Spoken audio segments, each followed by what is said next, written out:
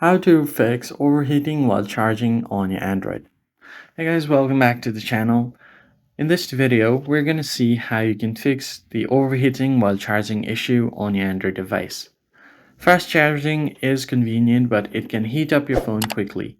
So here are some 5 simple tips that you can use to keep your device safe and cool. First thing is to remove the case before charging. Phone case traps heat. It takes a long time to cool it off, so you can take off your phone cover, let your device breathe, and stay cooler during your fast charging.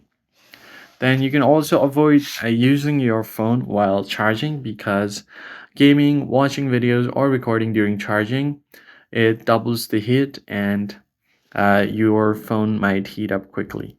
So let your phone stay idle so that it can charge safely and stay cool. Then you can also place your phone on a hard or cool surface. Place your phone on a table, tile, or a metal surface.